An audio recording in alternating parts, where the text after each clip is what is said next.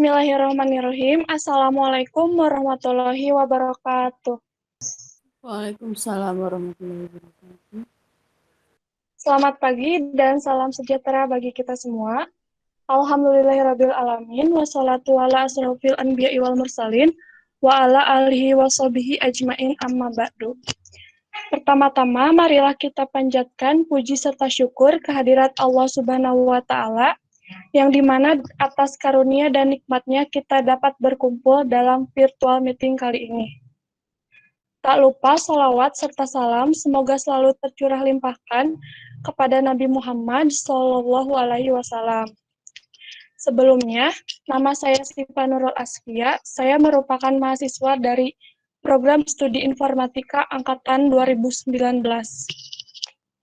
Pada hari ini, merupakan acara dari rangkaian webinar Artificial Intelligence atau AI Siliwangi, yang dimana pada hari ini merupakan pertemuan kedua yang akan membahas materi mengenai pengetahuan dasar, yaitu komunikasi data dan rekayasa jaringan yang akan disampaikan oleh pemateri, yaitu Bapak Nur Widyasono, Eskom Mkom, dan moderator yang akan memandu jalannya acara, yaitu Bang A'ai Ramdan dari Informatika 2017. Untuk mengefisienkan waktu, langsung saja kepada moderator, dipersilahkan. Terima kasih kepada Sipa selaku pembawa acara webinar AIS atas waktunya. Assalamualaikum warahmatullahi wabarakatuh. Waalaikumsalam warahmatullahi wabarakatuh. Perkenalkan, nama saya A'ai Ramdan dari Informatika Universitas Siliwangi Angkatan 2017. Dalam kesempatan kali ini, saya sebagai moderator dalam acara webinar series Artificial Intelligence Siliwangi akan memandu jalannya webinar. Jalannya acara webinar ini akan dibagi menjadi dua sesi, yaitu penyampaian materi selama 20 menit dan diskusi selama 15 menit. Webinar kali ini berjudul tentang pengetahuan dasar, komunikasi data, dan rekayasa jaringan, yang akan disampaikan oleh Bapak Nur Widyasono STMT, selaku dosen dan sekaligus Ketua Jurusan Informatika Universitas Siliwangi. Bidang penelitian beliau meliputi ruang lingkup diantaranya digital forensik, Internet of Things, network engineering, system engineering, software engineering, information security, malware analysis, message system, intelligent forensik, cloud computing, dan masih banyak lagi. Untuk pendidikan, Pak Nur telah menempuh pendidikan S1 Ilmu Komputer di Universitas Yarsi Jakarta, dan untuk S2-nya di Universitas Islam Indonesia Yogyakarta, dan sekarang beliau menempuh S3 di PSDIT Universitas Udayana Bali. Sedikit tentang komunikasi data dan rekayasa jaringan. Komunikasi data merupakan suatu hal yang sangat penting pada era sekarang ini. Terlebih lagi kita sebagai mahasiswa informatika pasti akan selalu menemui yang namanya data dan jaringan. Nah, hal apa saja sih yang perlu diperhatikan tentang komunikasi data dan rekayasa jaringan ini? Langsung saja, untuk mempersingkat waktu dan lebih detail mengenai komunikasi dan data dan rekayasa jaringan, saya serahkan penyampaian materi kepada Bapak Nur Widyasono. Waktu dan tempat dipersilahkan. Oke, izin share presentasi slide-nya ya. Bismillahirrahmanirrahim. Assalamualaikum warahmatullahi wabarakatuh. Alhamdulillah, syukurillah. Kita panjatkan puji syukur kehadirat Allah Subhanahu wa taala, sehingga pada pagi hari ini kita bisa nyulit sharing ya, atau sharing nyulit terkait rangkaian bidang informatika, khususnya yang menjadi sangat dasar, yang menjadi dasar komunikasi aplikasi-aplikasi yang ada saat ini ya, yaitu terkait dengan data communication and network engineering. Jadi kalau sebelum membahas terkait data-data, metadata, terkait multimedia terkait terkait internet, terkait apa sekarang ini Internet of Things, segala sesuatu dihubungkan ke internet dan seterusnya. Yang perlu dipahami dulu adalah bagaimana komunikasi data itu sendiri dan bagaimana membangun merekayasa infrastruktur jaringan itu sendiri gitu ya. Sehingga sampai saat ini kita bisa merasakan yang namanya akses internet lewat smartphone, lewat iPhone, lewat access point, lewat media-media komunikasi lainnya gitu kan. Jadi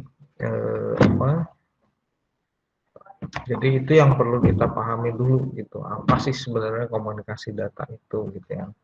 Tapi mungkin yang buat belum pernah bertemu dengan saya introduce diri saya sendiri gitu ya. Mau nggak jalan ya sebenarnya. Nah, oke. Nama saya Nur Widyasono, S1 di Universitas IARSI, S2 di bidang digital forensik ya, konsentrasi konsentrasi keilmuan pengerucutannya gitu ya, spesialisasi. Kemudian S3 saat ini masih berproses, disertasi yang saya ambil terkait dengan pengembangan framework investigasi untuk di lingkungan Internet of Things. Kebetulan S2-nya terkait dengan digital forensik. Nah, S3-nya saya kerucutkan lagi, lebih dalam lagi bagaimana proses investigasi di bidang Internet of Things secara lebih dalam lagi dengan mengembangkan framework-nya, dengan mengembangkan tool-nya, kemudian dengan mengolah data set yang didapatkan dari tool yang kita kembangkan itu sendiri gitu ya. Itu kajian yang saya lakukan untuk di program S3, program doktor ilmu teknik di Universitas Udayana. Nah, sekarang apa sih komunikasi data itu gitu ya. Jadi bagaimana komputer satu dengan yang lainnya ditransmisikan ya. Jadi ditransmisikan secara dari digital ke analog, kemudian diterima lagi ke media digital. Nah, di sana ada proses yang namanya signaling gitu ya. Dari analog ke digital, digital ke analog. Di sana diperlukan sebuah proses konversi pensinyalan. Jadi nanti harus belajar juga tentang pensinyalan ya. Itu kalau kurikulum yang lama proses pensinyalan ini kita pelajari dulu gitu ya, dari bagaimana sih kalau digital itu kan bilangan biner ya 0 dan 1 gitu ya. Kemudian analog itu kan gelombangnya kan ada gelombang sinus gitu ya, kalau di gelombangnya si pensinyalan. Kemudian bagaimana data-data tadi bisa ditransmisikan, itu kan nanti dia memerlukan yang namanya protokol gitu ya. Protokol itu banyak sekali di dalam nanti berkomunikasi gitu ya. Jadi apa sih itu protokol gitu kan. Kayak seperti kita manusia ini bahasanya sebagai bahasa pemersatu bangsa ya bahasa Indonesia.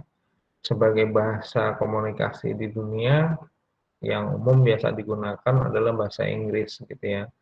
Tetapi di dalam berkomunikasi tadi di dalam transmisi tadi itu ada yang namanya protokol.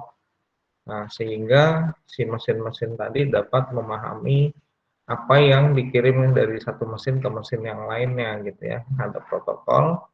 Kemudian misalnya contoh di dalam pengiriman email, protokol yang digunakan bisa menggunakan simple mail transfer protokol, kemudian post office protokol. Kalau misalnya untuk nanti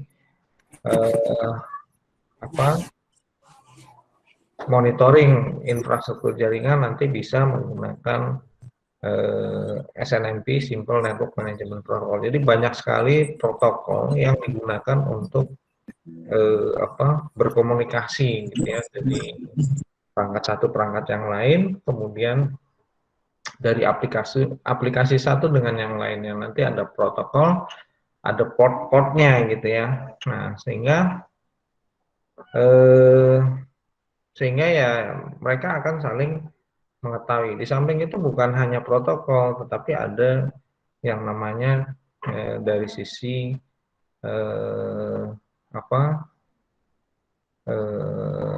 IP ya, pengalamatan IP-nya nanti di sana. Nanti kalau yang di belajar jaringan komputer tadi gitu ya, itu belajar tentang TCP/IP, subnetting, PLSM gitu ya, bagaimana membagi kelas-kelasnya dari kelas yang A, kelas B, kelas C, dibagi lagi menjadi sub-sub network gitu ya, atau nanti ada perhitungannya sendiri, jadi nanti lebih detail lagi gitu ya.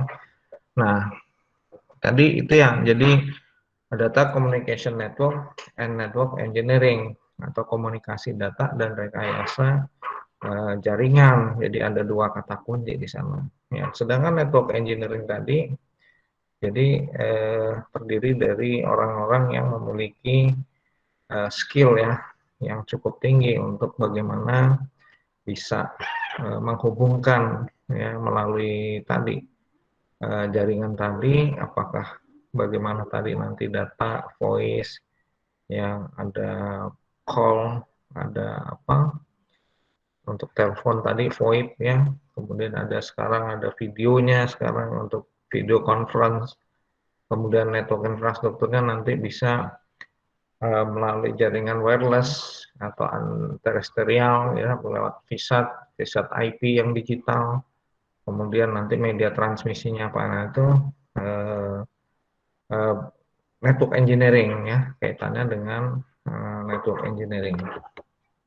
Nah, ini komponen yang penting di komunikasi data ada 5 ya, ada data itu sendiri ya. Jadi ada data, bagaimana data itu dikirimkan, dienkapsulasi dari layer 1 sampai diterima di layer 7 ya. Kemudian ada si pengirimnya, ada receivernya gitu ya, si penerimanya, kemudian ada media transmisinya. Media transmisi ini bisa terestrial, anterestrial, ya, apakah itu lewat VSAT, lewat radio wireless, lewat fiber optik, atau media-media transmisi. Kemudian ada message, ya informasinya itu sendiri, format datanya seperti apa. Kemudian nanti ada yang yang lebih penting lagi adalah protokol tadi ya. Ini 5 komponen dari data communication. Nah, dari data-data tadi, secara berkomunikasi tadi bisa di beberapa kategori diklasifikasikan tipe-tipenya ya. Nanti ada lewat data transmisi circuit, apakah itu full duplex. Full duplex itu bisa secara waktu yang bersamaan, dia ada receive, ada transmit, dia bisa berkomunikasi dua arah gitu ya. Kalau half duplex itu searah gitu secara bergantian gitu ya, ke sender terus di receive, kemudian pengirim lagi bisa diterima gitu ya, dan seterusnya. Kemudian ada itu istilahnya nanti ada topologinya ya, nanti apakah bentuknya nanti eh, star, apakah mesh, apakah bus ya. Kalau bus itu teknologi sebelum masih dalam bentuk coax ya, media transmisinya. Kalau mesh topologi itu kombinasi antara ring, star, dan bus tadi, yaitu mesh dan infrastruktur yang seperti itu biasanya cukup mahal ya untuk diimplementasikan. Kemudian ada komunikasi yang sifatnya point to point, ada point to multi point, ada multi point to multi point. Nah, itu nanti tergantung bagaimana eh, apa konfigurasi atau mekanisme komunikasi data yang mau diimplementasi seperti apa. Kemudian ada lagi yang namanya simplex. Biasanya kalau simplex ini eh, digunakan untuk transmisi satelit ya. Jadi dia searah gitu ya, per session gitu. Simplex biasanya untuk yang analog maupun yang digital, media transmisi untuk biasa digunakan di satelit. Nah, ini yang sering kita dengar juga untuk di networking gitu, komunikasinya ada mulai dari local area network ya. Kalau metropolitan untuk level scope-nya ada di dalam kota. Kalau wide area network itu scope-nya bisa antar kota, antar negara gitu ya. Nah, sedangkan wireless ini biasanya transmisinya ya bisa juga antar kota, bisa menggunakan wireless. Bisa juga wirelessnya ini bisa wireless radio ataupun bisa melalui jaringan VSAT untuk satelit. Kemudian ada nanti dengan internet network atau yang bisa dikenal sekarang ini internet yang jangkauannya juga sama. Sebenarnya apakah itu internet, apakah WAN atau MAN tadi atau LAN, ya sebenarnya itu hanya dari pengembangan yang dari skupnya kecil menjadi kumpulan-kumpulan dari beberapa nodes, atau kalau sudah antar provider itu biasanya itu udah antar autonomous system. Jadi masing-masing nodes tadi atau provider tadi dia punya AS number. Nanti AS number tadi bisa komunikasinya nanti tergantung kalau sudah itu nanti metode routingnya pakai BGP gitu ya. Nanti ada beberapa metode routing yang digunakan di dalam network itu sendiri. Tergantung kebutuhan infrastruktur organisasi tersebut. Kalau dia provider, otomatis scope-nya kita bisa menggunakan BGP, bisa menggunakan OSPF atau bisa menggunakan RIP, tergantung nanti mana yang lebih enak digunakan atau lebih mudah untuk kedepannya maintenance maupun pengembangan tadi gitu ya.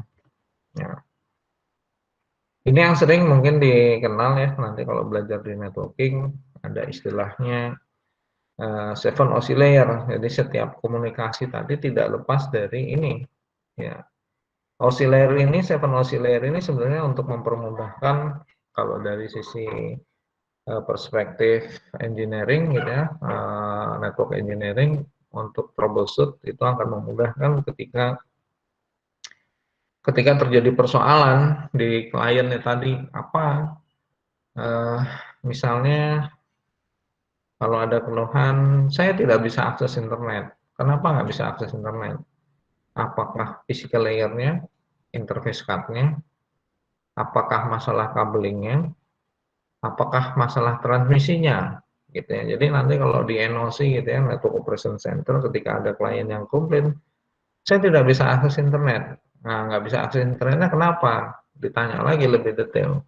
Ya, kita troubleshoot dari router yang terdekat gitu ya, kita remote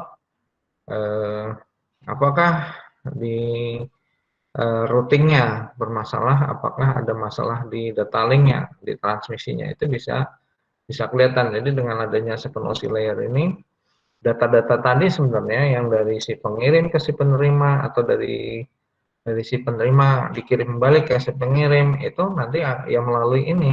Jadi melalui aplikasi ya. Misalnya kirim email. Email kita biasanya pakai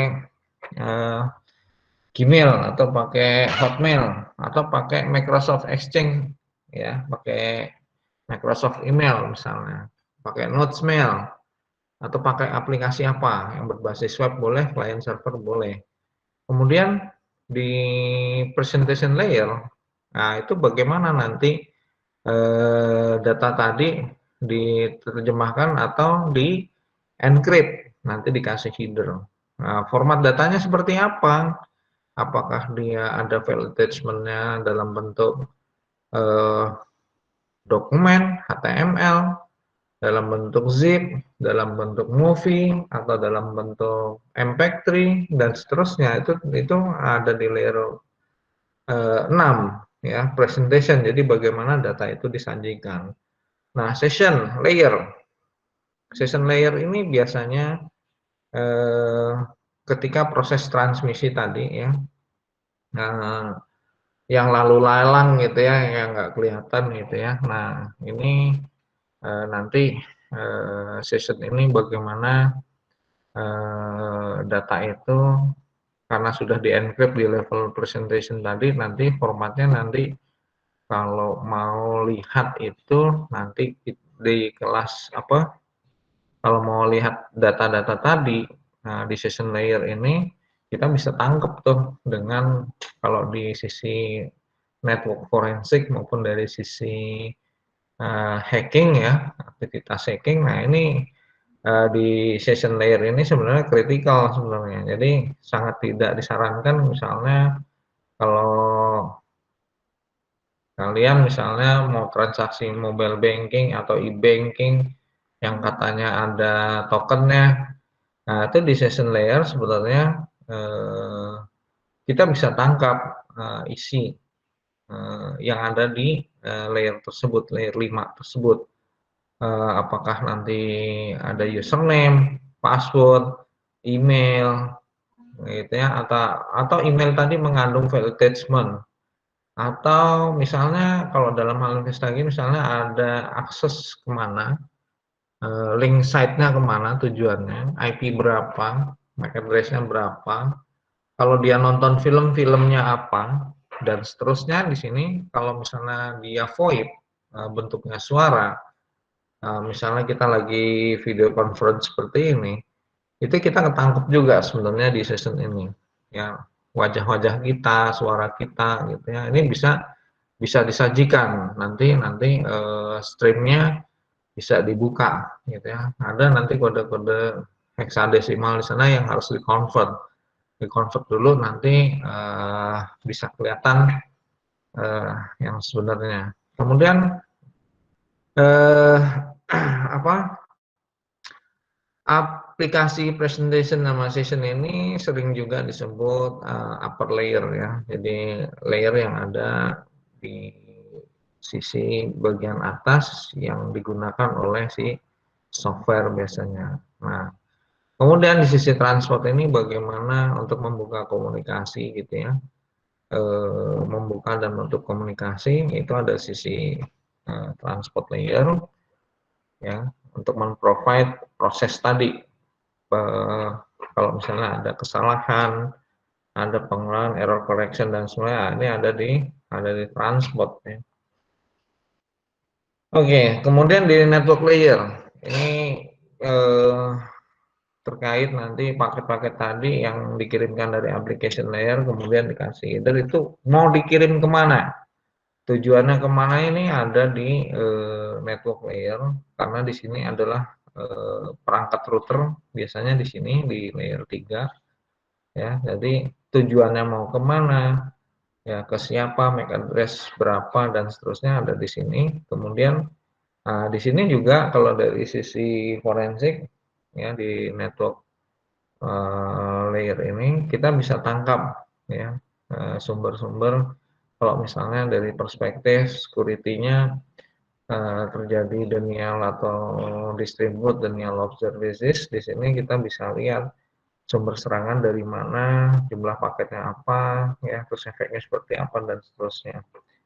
Oke, kemudian di data link ini di media transmisinya, ya. Jadi kalau di networknya nanti kelihatannya kalau di Cisco nanti bisa di show interface, statusnya itu apa, protokolnya up atau interface-nya up, nah itu berarti kondisi protokolnya atau transmisinya hidup gitu ya. Tapi kalau misalnya line protokolnya down, ya interface-nya up, itu artinya media transmisinya yang bermasalah, misalnya fiber optiknya putus, misalnya jaringan wireless radionya putus, jaringan microwave-nya putus, jaringan VSAT-nya terganggu, dan seterusnya. Ya, tapi kalau nanti ada statusnya eh, apa protokolnya down, interface-nya down, berarti memang ada gangguan di sisi interface-nya, atau misalnya statusnya interface administratif down dan line protokolnya administratif down, itu artinya secara administrasi memang sengaja dimatikan oleh network administratornya gitu, memang tidak diaktifkan. Nah, di data link nanti kelihatan di sana bagaimana media transmisi itu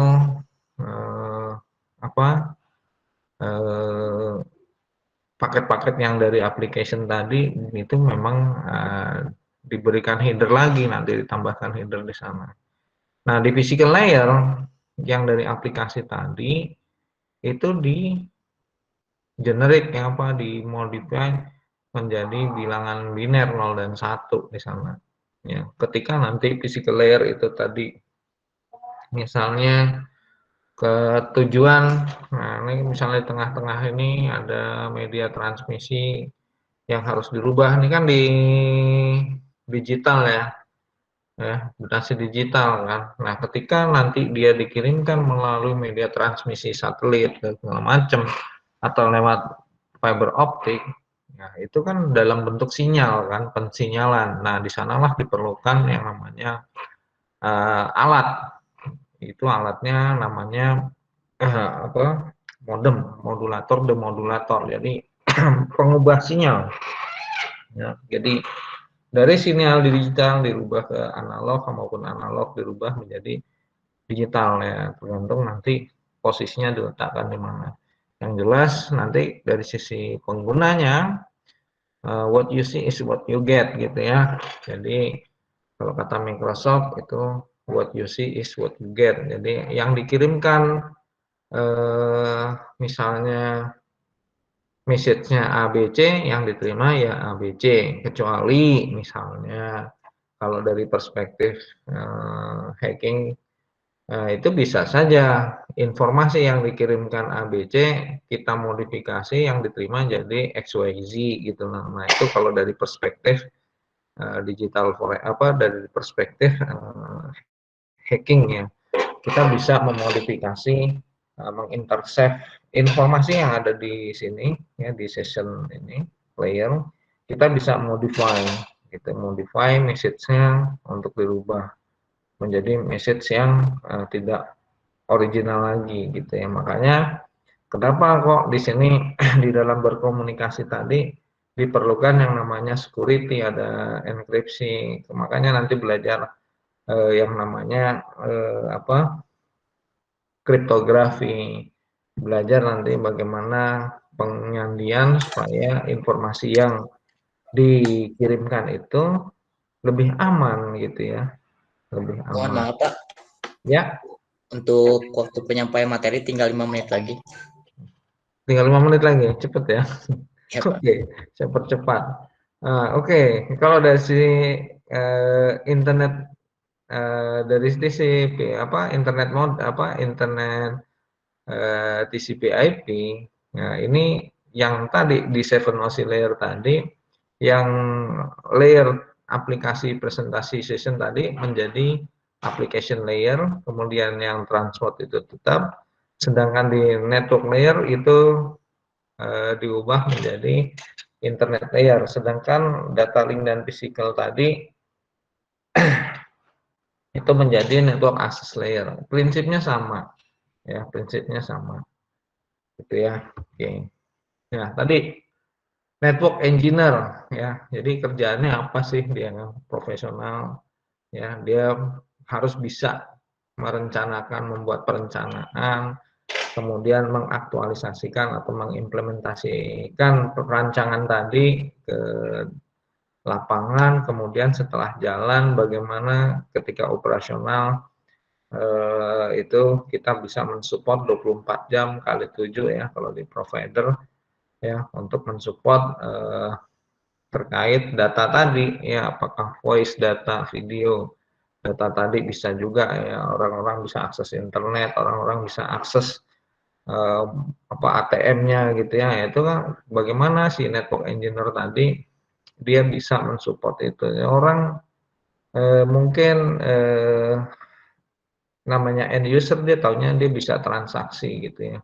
Tapi di dapurnya sana, di pengelolaannya sana itu 24 jam non-stop di monitor. Ketika terjadi problem ya di sanalah kita sebagai network engineer harus bisa mensupport kegiatan itu ya, menjelaskan ke end user dan seterusnya.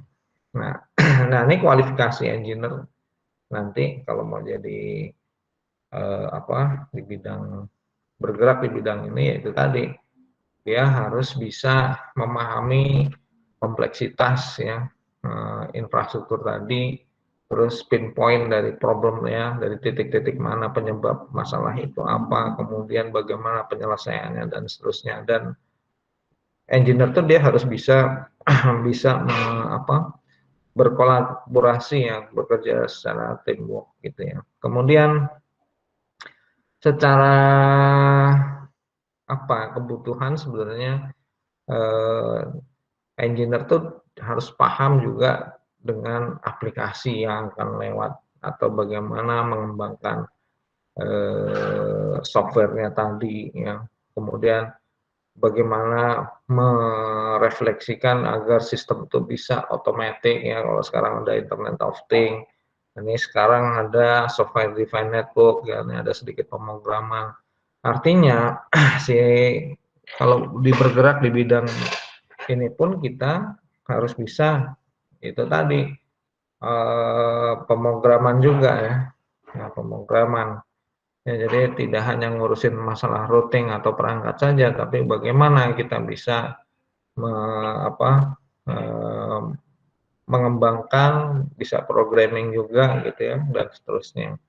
Nah, sehingga si engineer tadi dituntut untuk bisa mengatur traffic flow, kemudian aplikasi, memprioritaskan aplikasi dan data-data yang akan dikirimkan, misalnya di sana ada skala priority dan seterusnya.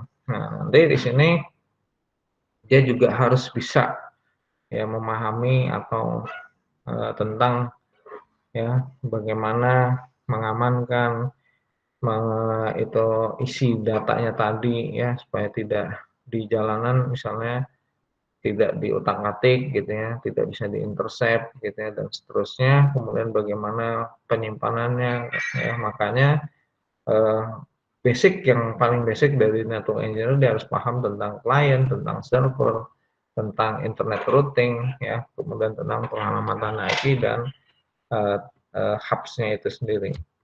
Nah ini balik lagi ya di bawah ini banyak node-node ya, ya sebenarnya ini yang menjadi knowledge base dari network gitu ya. Dari node-node yang tadinya kecil-kecil menjadi banyak. Ini kalau di ini kan matematika apa ini?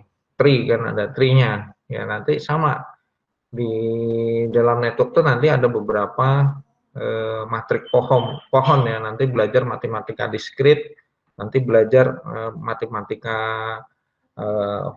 vektor itu aljabar linier ya. Nanti bagaimana mengaktualisasikan keilmuan matematika tadi di dalam bidang networking tadi itu seperti apa, menentukan jarak path yang paling terpendek misalnya algoritmanya seperti apa dan seterusnya. Ya ini tadi, ini mind map-nya ya. Kalau ngomongin aplikasi, sebelum ngomongin aplikasi segala macam tadi ada cloud, ada segala macam ini. Ya intinya ya itu tadi, networking-nya seperti apa, infrastrukturnya seperti apa ya. Ini banyak sekali yang bisa disupport dengan infrastruktur komunikasi data ya untuk yang teknologi sekarang ini. Gitu. Nah, ke depan, nah ini peluang untuk riset di bidang ini gitu ya. Jadi mulai dari baterai, sensor baterai, gitu ya. Kemudian dari sisi wireless sensor networknya, ada smart grid, ya, cyber physical system, kemudian ada transfer energi secara wireless, ya. Kemudian ada underwater sensor network. Nah, ini seperti apa nih kalau di dalam air? Ya, transmisinya seperti apa? Kalau transfer energi, charging aja udah bisa tanpa kabel ya. Itu aja sudah bisa. Sekarang nanti bagaimana kalau di air itu supaya dia bisa melakukan sensor. Nah, ini kayak IoT, cloud computing, mobile social network dan seterusnya, ini peluang-peluang yang bisa dilakukan untuk riset selanjutnya, kayak koneksi ke mana, ke sistem kesehatan ya, smart city. Smart city itu yang apa, misalnya kota cerdas itu bagaimana sih pengelolaan energinya, pengelolaan sampahnya, pengelolaan transportasinya, pengelolaan apa, manajemen transportasi tadi, manajemen transaksi, misalnya apa, pemesanan segala apa, transaksi misalnya udah bisa pengiriman apa, pemesanan udah secara otomatis masuk ke rumah, udah misalnya sensor-sensornya sudah aktif semua setiap rumah, TV-nya juga sudah mulai terconnected, kemudian siapa yang datang yang keluar ke suatu tempat teridentifikasi ya, dan seterusnya. Jadi ini sebenarnya peluang-peluang yang bisa kita lakukan ya untuk pengembangan selanjutnya. Ya, ini tidak terlepas dari masalah yang paling dasar tadi, bagaimana infrastruktur jaringan datanya di sana, ya, jaringan komputernya di sana. Silakan, kalau ini saya kembalikan lagi ke moderator. Terima kasih kepada Bapak Nurwidyasono yang telah menyampaikan materinya. Selanjutnya kepada para peserta webinar AIS dapat bertanya terkait materi komunikasi data dan jaringan. Boleh open mic ataupun di kolom chat, tapi diusahakan agar open mic agar lebih efektif juga gitu. Silakan. Oke, silakan, Jajang. Izin masuk, Pak. Oh, enggak. Oke, izin bertanya, Pak, sebelumnya. Perkenalkan dulu, nama saya Jajang Lajar. Saya merupakan mahasiswa informatika angkatan 2017. Terkait pertanyaan saya, Pak, mengenai blockchain, teknologi blockchain kan di baru-baru ini kan emang lagi booming ya, Pak, terkait blockchain. Jadi penerapan atau impact dari blockchain ini untuk komunikasi data atau pertukaran jaringan itu seperti apa, Pak? Saya sendiri masih belajar blockchain ya, tidak apa ya, tidak apa ya, belum menguasai secara inilah. Ya prinsipnya sama saja sih sebenarnya. Kalau dia berjalan di jaringan konvensional ya, sebenarnya kalau dari perspektif security ya nggak jauh beda ya.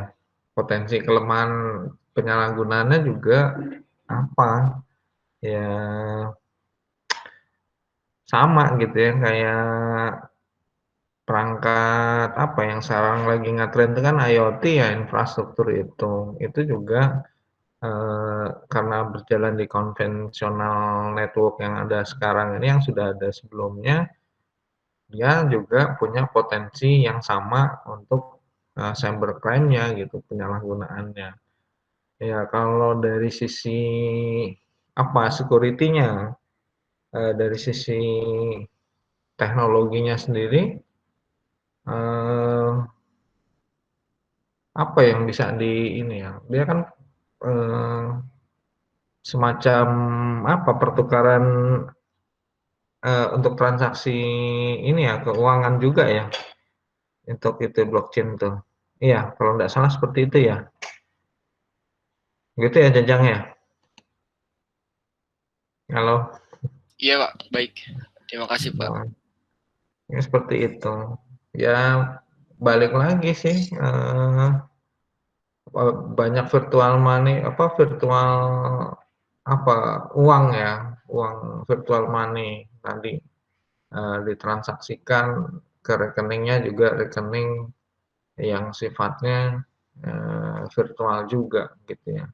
Tapi kan tetap ya, kalau dari perspektif keamanannya juga ya tidak jauh berbeda karena dia masih di jaringan konvensional ya. Kemudian nanti tinggal teknik enkripsinya tadi seperti apa. Nah, itu yang sudah kita pelajari lebih jauh lagi. Nah, kelemahannya ada apa enggak? Saya rasa kalau dalam dunia hacking eh, tidak ada 100% yang sempurna gitu ya. Pasti ada kelemahannya. Orang Indonesia siapa ya? Saya pernah di komunitas, di asosiasi itu ada orang yang pakar di bidang blockchain itu sendiri gitu. Dia disertasinya tentang blockchain. Tapi ya kalau saya perhatiin tetap potensi kerentanannya juga sama sih, nggak jauh-jauh beda gitu lah. Gitu. Paling hanya itu tadi masalah di bagaimana nanti mengamankan itu tadi. Kalau di sisi komunikasi datanya ya pasti ada teknologi yang untuk mengenkripsi setiap transaksinya itu. Jadi tidak hanya pada saat di 7oC layer tadi, itu kan juga ada proses enkripsi juga gitu ya, dikasih header segala macam gitu ya. Kemudian di si penerimanya dibuka satu persatu lewat level-level di layer 1, 2 sampai ke level layer 7 tadi itu sama gitu. Nah, tinggal penambahan security-nya ada di bagian mana, nah itu yang perlu kita pelajari lagi gitu ya. Itu Jajang mungkin ya. Untuk sementara ini itu, nanti saya coba belajar lagi nanti tentang blockchain dari perspektif keamanan dan bagaimana ya, investigasinya. Kalau yang jurnal kemarin baru terbit itu sih tentang cryptojacking ya, tentang currency juga sih, tentang virtual itu. Gitu. Tapi ya monggo lah, itu mau pola-polanya yang kita pelajari. Gitu. Oke, mungkin yang lainnya silakan. Terima kasih kepada Saudara Jajang. Untuk yang lainnya boleh satu pertanyaan lagi.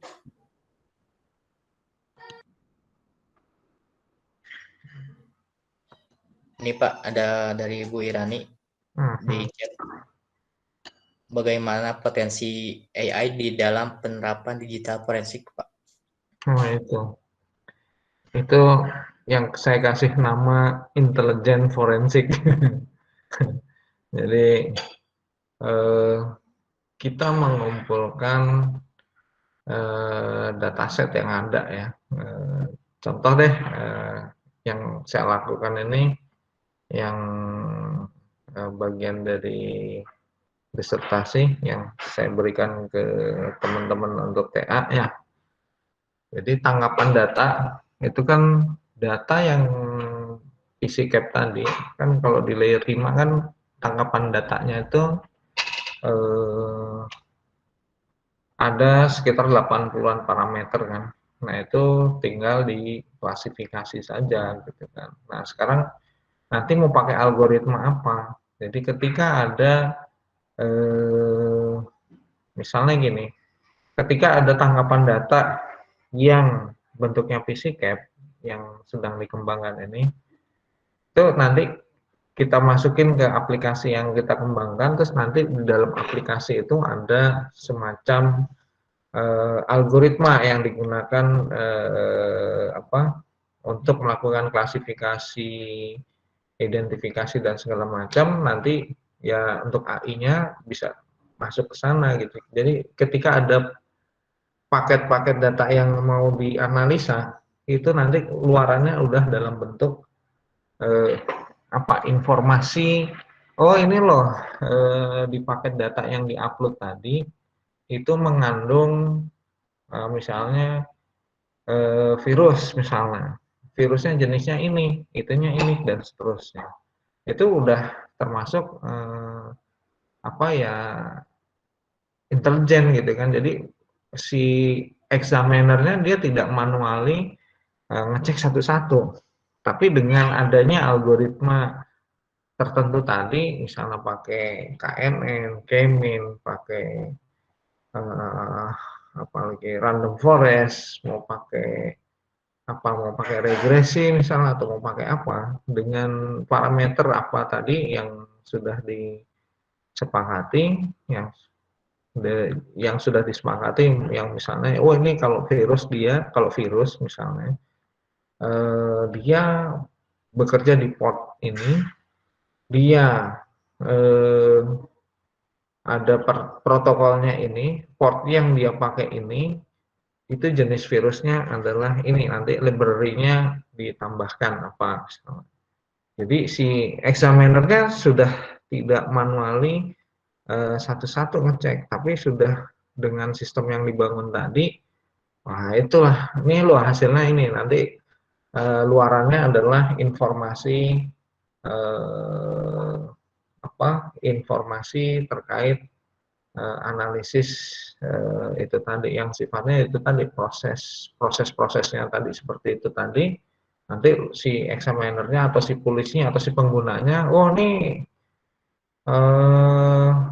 untuk forensiknya nih sudah ditemukan ininya ini, sumbernya dari sini, IP-nya ini, MAC address-nya ini, kemudian port protokolnya ini, jumlah size-nya ini, dan seterusnya gitu. Jadi potensi AI untuk di forensik, atau kalau saya menyebutkannya adalah intelijen forensik, karena itu tadi tidak mungkin dengan resource yang terbatas ya, kita mengandalkan manusia terus-menerus. Jadi harus kita buat tool, semacam tool gitu ya, yang secara cerdas gitu ya, dia bisa melakukan analisa gitu ya, dengan parameter atau library yang sudah kita tetapkan tadi, berdasarkan library yang ada. Nah, dia bisa mengeluarkan informasi A sampai Z gitu. Nah, kira-kira seperti itu. Jadi peluangnya sangat terbuka sekali gitu ya, sangat terbuka lebar gitu ya. Gitu. Nah, itu kalau yang saya lakukan seperti itu, riset yang sedang berproses, aplikasi yang sedang berproses seperti itu. Jadi memang jujur saja saya punya kendala gitu kan.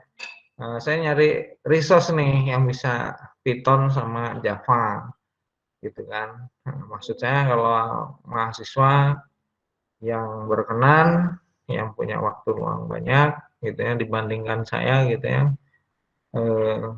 saya ingin melibatkan mereka supaya bisa juga nanti untuk tugas akhirnya juga gitu ya, mengerjakan proyek ini gitu ya, untuk intelijen forensik ini gitu. Saya kira itu. Kalau saya ceritain nanti cerita lebih detailnya nggak menarik lagi ntar. Jadi biar ini dulu gitu, gambarannya seperti itu. Itu jadi tangkapan data gitu ya. Contoh yang di layer 5, ketika kita masukkan toolnya yang kita kembangkan, itu akan menghasilkan informasi ini. Nah, itulah, ini udah bagian dari forensik dengan memanfaatkan AI gitu. Nah, kalau misalnya apa lagi ya? Misalnya jadi ada image. Image itu adalah file hasil kumpulan sebuah file folder yang menjadi barang bukti digital gitu misalnya. Nah, file image itu kita masukkan ke tool yang kita buat. Gitu ya. Nanti dianalisis oleh tool tadi. Nanti keluarannya adalah ini. Gitu. Jadi si examiner dia tidak mencari satu persatu kaitannya dengan kasusnya dengan antara kasus dan file yang didapatkan tadi yang berkaitan yang mana. Nah, itu nanti bisa dimanfaatkan. Saya masih terbuka lebar, sangat lebar. Cuman masalahnya itu tadi. Kalau software kalau beli jadi lumayan mahal karena itu produk keluar semua. Nah, itu tantangan kita untuk bikin develop sistem berbasis AI juga untuk di bidang digital forensik. Nanti jatuhnya jadi intelijen forensik gitu. Terima kasih kepada Pak Nur atas jawabannya. Mungkin seperti itu Bu untuk jawaban tentang penerapan AI dalam digital forensik.